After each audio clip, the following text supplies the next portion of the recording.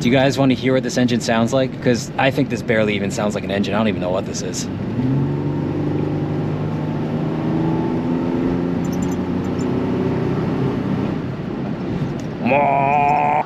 Hey guys, welcome back to the channel. Today I want to talk about my 1995 Chevy S-10 that I picked up about 6 months ago and everything wrong with it and what I plan to do with it. So I bought this thing back in July, and after months of looking for a cheap truck to take to track days for my motorcycle, I just need something to put, you know, motorcycles, bicycles in the back of it. And I was looking and I just found a bunch of like cheap rusted out trucks, and then I saw this thing and it had 250,000 miles, but it was listed at like $6,000 or $7,000, and I was like, what's the story with this thing? So I looked into it, and the guy had like full documentation, pictures of the engine taken apart, and so I pitched him an offer with the Kelly Blue Book value of about $3,000, and then he kind of balked at that. He's like, thanks for informing me, but you know, I know what I got. I whittled him down between April and June, July, and then eventually saw the truck in person, was like, wow, this thing's like really nice.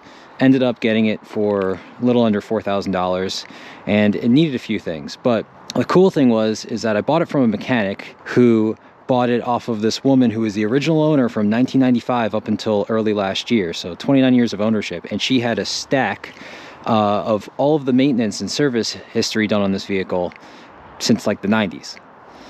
So I was like, all right, well, I mean, if I'm gonna buy any truck, I guess I'll buy this one. And so let me tell you a little bit about this thing. It is a 1995 S-10 ZR2, which was the off-road 4x4 package. It came with 31-inch tires factory, not these tires. The ones that it came with were about 10 years old, and so I had to replace them.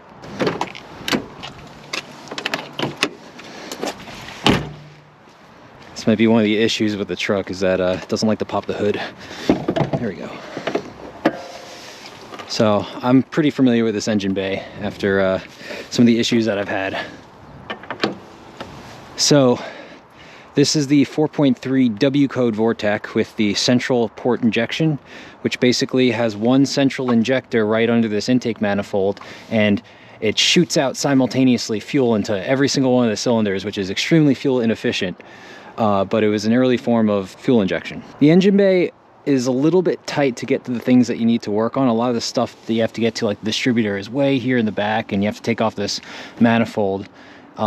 But I mean, I'm a first-time engine mechanic, I guess you could say, and I was able to get my head around it.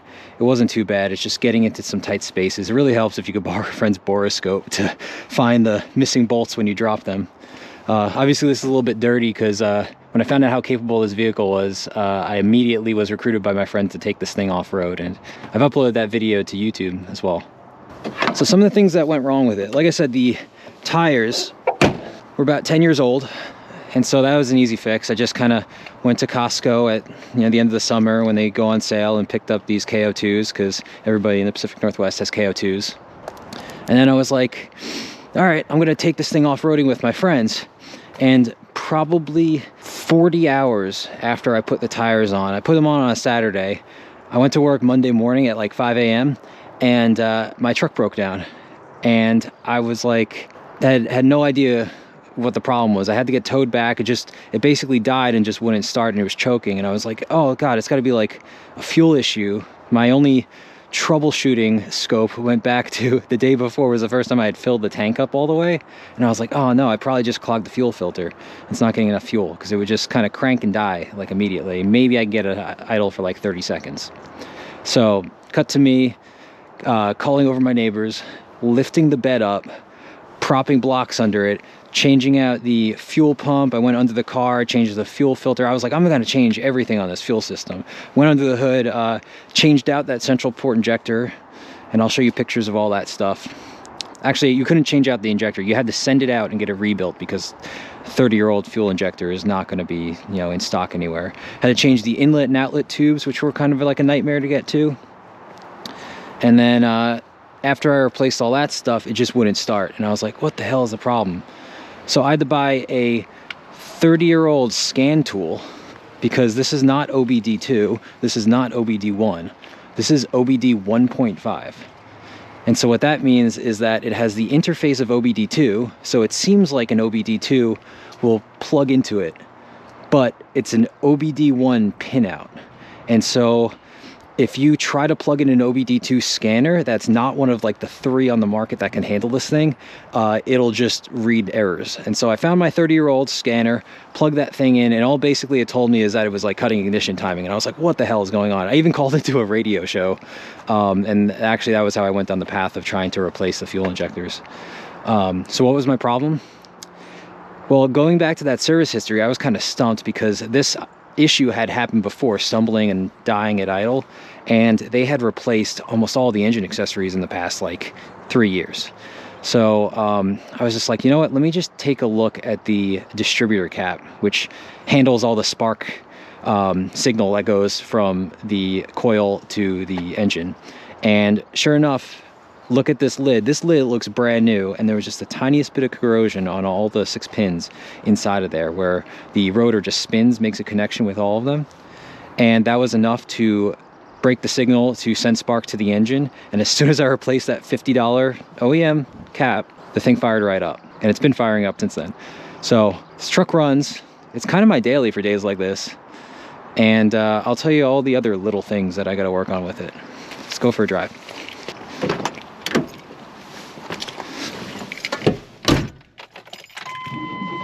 Fires right up.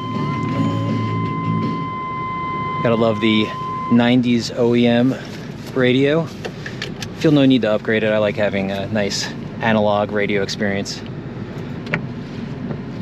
Put the windshield wipers on, put the lights on. Nice chunky buttons. 258,670 miles on this thing. All the gauges work. The fuel gauge is a little funny. So as the car moves around and fuel splashes, you could kind of see in there that the thing kind of moves back and forth. It's very analog. So cool thing about these cars is that, you know, people always talk about how Porsches, you know, are the analog experience. Give yourself a nice 90s truck. Throttle by cable, not by wire. Floor mounted pedal. Instant throttle response. Naturally aspirated 6-cylinder. I mean, these things sound like Porsche things to me. So there's some squeaks and rattles. I don't really worry too much about that. It's an old truck, and for what I use it for, that's fine. I kind of wanted something that wasn't perfect, but it was still nice. You know, the body was straight, but there's some scratches. You know, it's relatively clean in here, well kept, but it's not perfect. And so I can put my dogs in here and not worry. I can drive it around through the off-road trails and get some nice new trail stripes and not really care too much. There's a couple of things that I want to fix. And the great thing about a truck like this is that like things are readily available at AutoZone, O'Reilly's, places like that, and they're not that expensive. And I like to get the OEM stuff too, like AC Delco, if it's available. So first thing I want to get in terms of non-performance things is just door hinges. It's a known issue that these door hinges are not very robust. The door sags, can rattle, and then they can actually like wallow out the holes in the doors.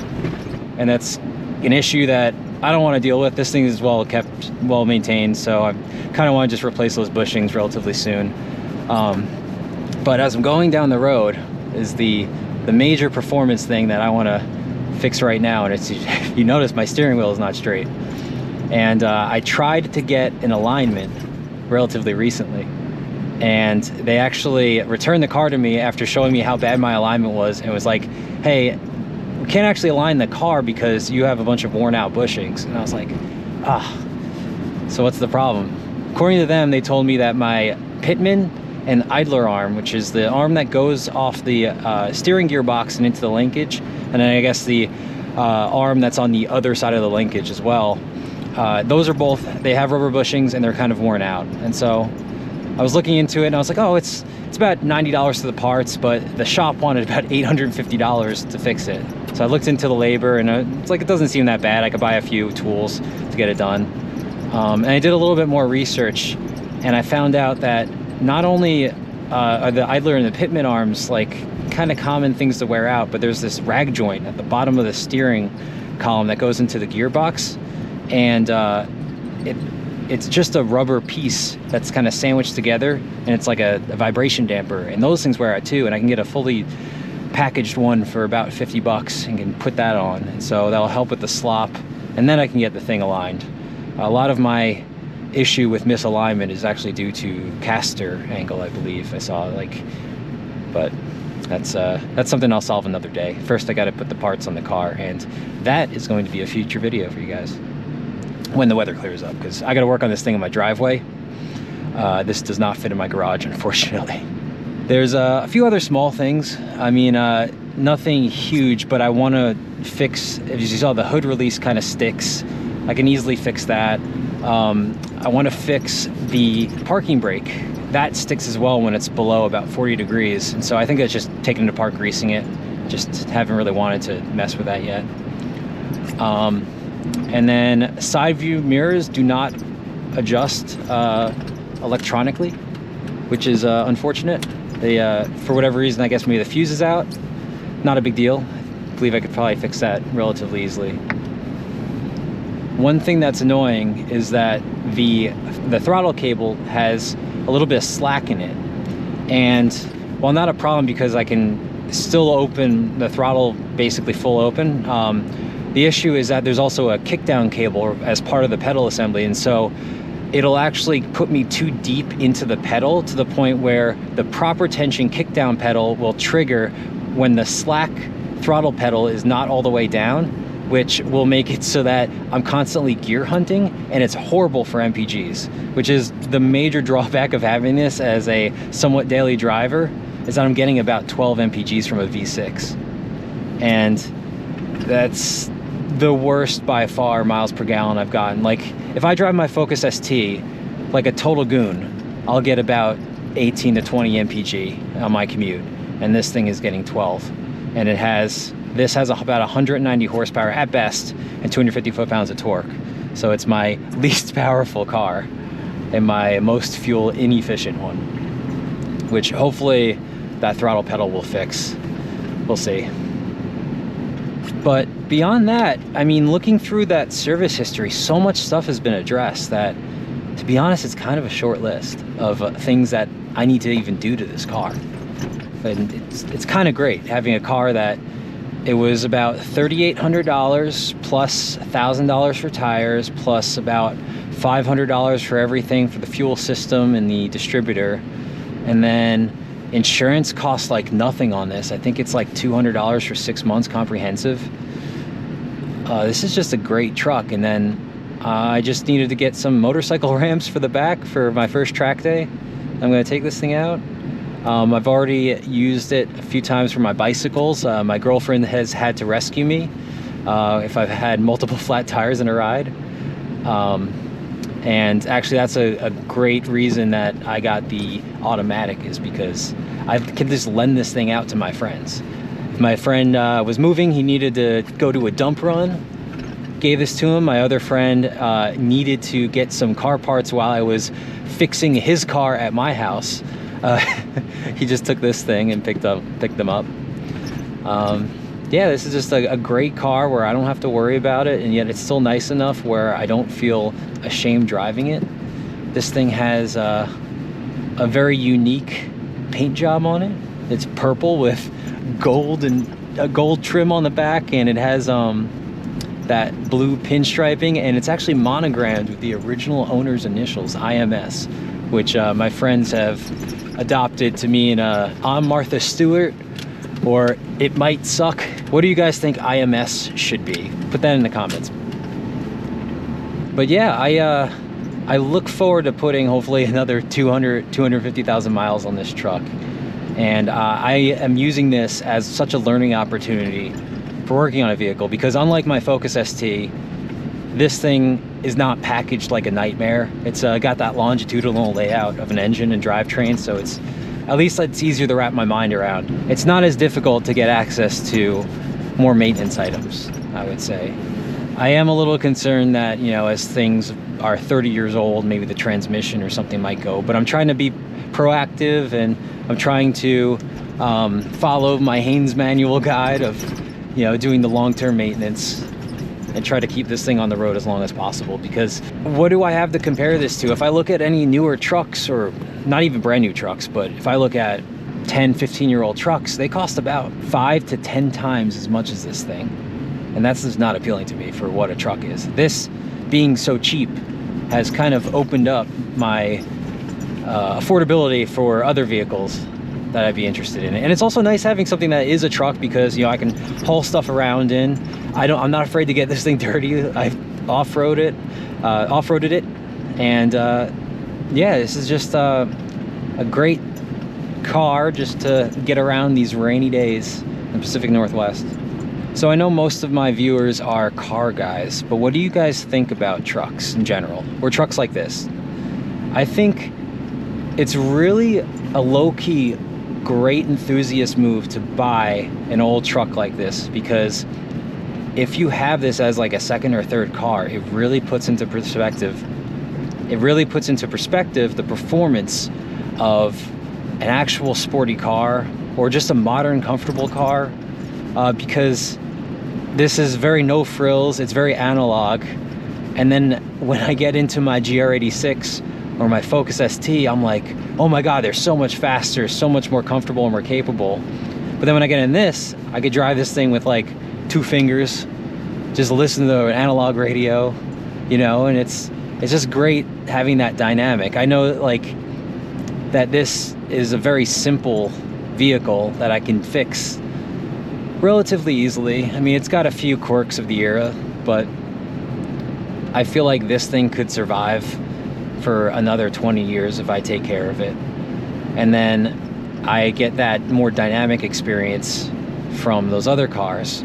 But then if I want to take this thing off-road, or if I just want to mall crawl and drive over curbs, I've got something like this, and I could toss the keys to a friend and not worry that he's going to scratch the paint on it or something.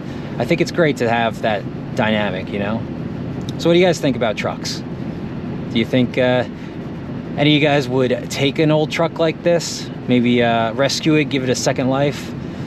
Do you think that these are kind of just relics of a bygone era? Speaking of which, that old Ford, is that a Ford? I don't know. I don't know trucks. But yeah, let me know in the comments below. And regardless of what you guys say, one of my future videos will be me fixing up the steering, because that needs to be done, and I might as well record it. So thank you guys for watching. If you like what you see, please subscribe, and I'll see you next time. Bye.